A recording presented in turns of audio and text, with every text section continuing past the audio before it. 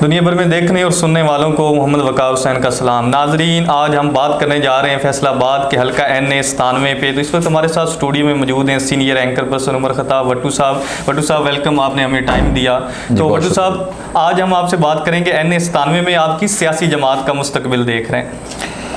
NA97 में जो वकार साहब आपने बात की है कि यहाँ पर मुस्तकबिल किस जमात का है, तो पहले तो जो नज़र आ रहा था कि PTI जो है, जो 9 मई का जो वाक़या पेश आया, जो तशद्दुद सामने आया अवाम की तरफ से, और जिस तरह से हुकूमती अमलाक को और आर्मी की जो अमलाक हैं, इमारतें हैं, उनको नुकसान पहुँचाया गया, जो शोहदा हैं उनकी अमलाक को नुकसान पहुँचाया गया। तो उस सारे इस अफसोसनाक वाक़े के बाद से जो पूरा नक्शा बदल गया, पूरी सियासत का नक्शा बदल गया। जो PTI, हर एक शख्स जो है वो PTI की टिकट के हसूल के लिए भाग दौड़ कर रहा था, कोशिशें कर रहा था कि मुझे टिकट मिले, चाहे वो MPA का कैंडिडेट हो, चाहे वो दूसरा MNA का कैंडिडेट हो। लेकिन अब जो सूरत हाल है बिल्कुल मुख्तलिफ है।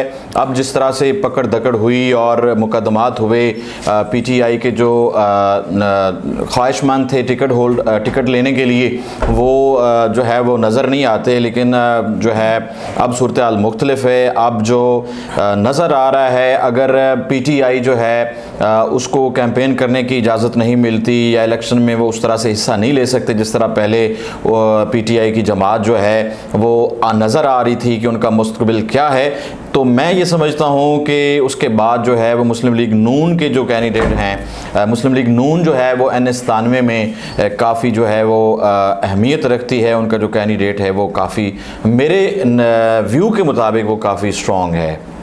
वट्टू साहब, उसके साथ ये भी हमें बताएं कि जो आइंदा इलेक्शन होने जा रहे हैं 2023 में, कौन सी सियासी जमात सरप्राइज़ देगी और कौन सा ऐसा उम्मीदवार है आपकी नज़र में? अच्छा, जो सरप्राइज़ की बात है, अभी कुछ कहना कबल वक्त होगा। देखें, पीपल्स पार्टी भी काफ़ी कोशिशें कर रही है। वो भी पंजाब में इस वक्त जो है वो कोशिश में है कि पहले तो वो सूबा सिंध पे उनका जो है वो इक्तफ़ा हो जाता था, लेकिन अभी वो कोशिशें कर रहे हैं कि वो पंजाब में भी काफ़ी सीटें जो है वो लेने में कामयाब हो जाएं। तो बहरहाल सरप्राइज़ हल्का के हवाले से अगर बात करें तो सरप्राइज़ तो मेरे ख्याल में वही देगा जो काम करेगा, जो इस हल्के के अवाम की भलाई के लिए काम करेगा। लेकिन जो पहले सूरत हाल है वो काफ़ी जो है वो अफसोसनाक है, और जो जिस तरह काम होना चाहिए था, कोई जो किसी MNA ने उस तरह काम किया है, ना ही किसी MP की तरफ से मुझे तो कोई काम इस तरह का नज़र नहीं आया कि जो यहाँ के अवाम के लिए, ख़ास तौर पर यहाँ के यूथ के लिए काम किया हो, कि यहाँ के जो स्टूडेंट्स हैं उनके लिए काम किया हो, मासिवाय जो है दानिश स्कूल के। तो जिस तरह यूनिवर्सिटी के हवाले से भी बात की गई कि इलाके में यूनिवर्सिटी भी बनाई जाएगी, तो मैं ये समझता हूँ कि जो डिलीवर करेगा वही सरप्राइज़ देगा। वट्टू साहब, NA97 ये फैसलाबाद का सबसे अहम एक सियासी हलका है, और यहाँ पे अगर बात की जाए कंजवानी की, तो ये सियासी लिहाज से बहुत ज़्यादा अहमियत का हामिल है। तो क्योंकि हमारे जितने भी यहाँ पे मेंबर कौमी असम्बली मुंतखब हुए हैं उनका तल्लक कंजवानी से था, लेकिन क्या प्रॉब्लम है कि अभी तक कंजवानी और तांदलावाला के जो कुर्बो जवाहिर के इलाके ये अभी भी पसमानदा हैं बाकी इलाकों की बनिस्बत? उसकी दो वजूहत हैं। एक तो ये कि जो हमारे अवामी नुमाइंदे हैं, ये उन पर डिपेंड करता है कि वो अपने अवाम को क्या देखना चाहते हैं। उनको खुशहाल देखना चाहते हैं, उनकी तरक्की देखना चाहते हैं, अपने तांदलियावाला तहसील की तरक्की देखना चाहते हैं। दूसरी ये है कि अवाम क्या चाहते हैं। अगर अवाम ये चाहते हैं कि तरक्की हासिल करनी है या उनको फैसिलिटीज़ मिलें, सहूलियात मिलें, तो उनको उस पर फोकस करके जो उनके अवामी नुमाइंदे हैं उनसे इस तरह के कामों की अपील करनी चाहिए, ना कि थाने का जो कल्चर है या कचहरी का जो कल्चर है उस पर फोकस करें या उनके ज़रिए से अपने काम निकलवाएं। उनको फोकस जो है वो तालीम और इस तरह की जो फैसिलिटीज़ हैं उन पे अपने वो जो उनके अवामी नुमाइंदे हैं, चाहे उनका MP है, चाहे उनका कोई MNA है, उनसे इस तरह की बात करें कि हमारे गाँव में ये स्कूल चाहिए, हमारे ये इलाके में आप कॉलेज बनवाएँ, ये लड़कियों के लिए जो है यहाँ पर कॉलेज होना चाहिए या लड़कों के लिए यूनिवर्सिटी होनी चाहिए, इस तरह के काम करवाएँ, या हॉस्पिटल को इस तरह बेहतर करना है। तो ये अवाम पे डिपेंड करता है कि वो किस तरह जो है वो अपने कैंडिडेट को उनसे क्या मुतालबात करते हैं।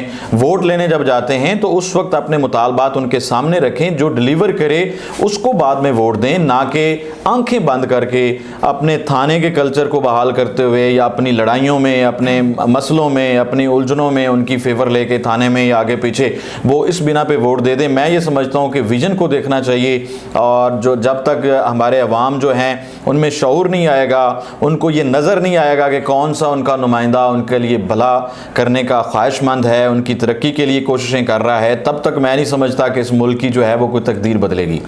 भट्टू साहब, आखिर पे लास्ट क्वेश्चन है कि NA-97 में यहाँ पे PTI के भी जो नुमाइंदे थे और मुस्लिम लीग नून के भी जो सिटिंग MNA थे, इनकी जानिब से इंटरचेंज का ऐलान किया गया कि तांदलेवाला में हम इंटरचेंज बनाएंगे, लेकिन अमली तौर पे उस पर अभी तक कोई काम नज़र नहीं आ रहा। इस बारे आप क्या कहना चाहें? देखिए, जब से मोटरवे बना है उस वक्त काफ़ी जो है वो खबरें गर्दिश कर रही थी। कभी मुस्लिम लीग नून की तरफ से ये दावा किया गया कि जनाब हम यहाँ पे इंटरचेंज हमने मंजूर करवा लिया है तांदलेवाला के लिए, कभी PTI की तरफ से ये दावे किए गए कि हमने मंजूर करवा लिया है। तख्तियाँ तो लगवा ली जाती हैं मुख्तलिफ सड़कों पे, तामीरात पे, लेकिन काम जो है वो उस तरह नज़र नहीं आता अमली तौर पर जिस तरह नज़र आना चाहिए। मैं ये समझता हूँ कि महज जो है वो खोखले दावे करने के, मैं जो है वो माफ़ी चाहता हूँ अगर किसी की दिल आज़ारी हो इस हल्के के जो भी अवामी नुमाइंदे हैं, लेकिन मैं ये समझता हूँ कि महज जो खोखले दावे हैं